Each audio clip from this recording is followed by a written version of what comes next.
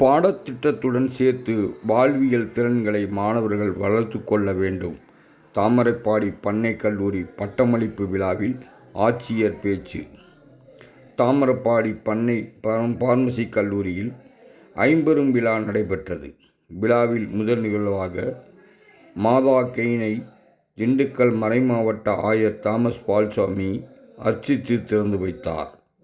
தொடர்ந்து பண்ணை குழும நிறுவனர் PVR மாரிமுத்து அவர்களின் சிலை திறந்து வைக்கப்பட்டது.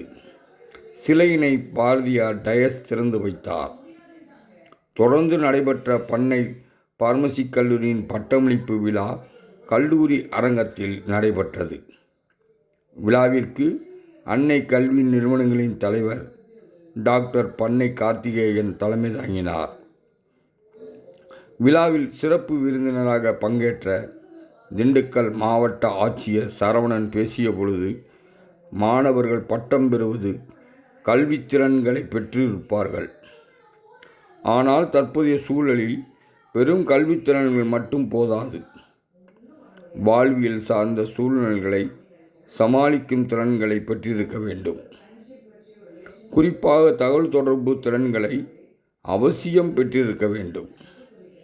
மேலும் தான் சார்ந்த துறையில் அவ்வப்பொழுது ஏற்படும் புதிய மாற்றங்களுக்கு ஏற்ப அவர்களும் தங்களை உயர்த்தி கொள்ள வேண்டும்.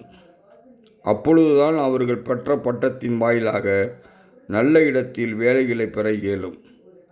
அனுதினமும் நடைபெறும் துறை சார்ந்த புதிய விஷயங்களை மாணவர்கள் தொடர்ந்து கற்றுக்கொண்டே இருக்க வேண்டும் என மாணவர்களை வாழ்த்தி பேசினார். தொடர்ந்து பண்ணை பார்மசி கல்லூரி படித்த 100 மாணவ மாணவிகளுக்கு பட்டச் சான்றிதழ்களை வழங்கினார்.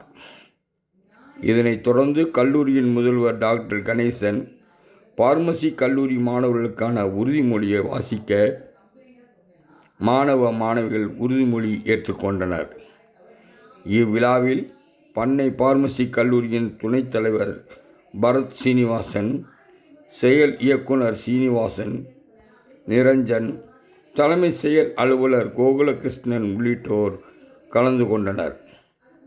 இவ்விழாவில் பழனி சட்டமன்ற உறுப்பினரும் திண்டுக்கல் கிழக்கு மாவட்ட திமுக செயலாளரான IP செந்தில்குமார், திண்டுக்கல் மேயர் இளமதி ஜோதி பிரகாஷ், GTN கல்வி நிறுவனங்களின் தலைவர் ரத்தினம், முன்னாள் இந்நாள் IAS மற்றும் IPS அதிகாரிகள், முக்கிய பிரமுகர்கள், தொழிலதிபர்கள், பண்ணைக்காடு முக்கிய பிரமுகர்கள் உள்ளிட்ட ஏராளமானோர் இந்த பட்டமளிப்பு விழாவில் கலந்து கொண்டனர்.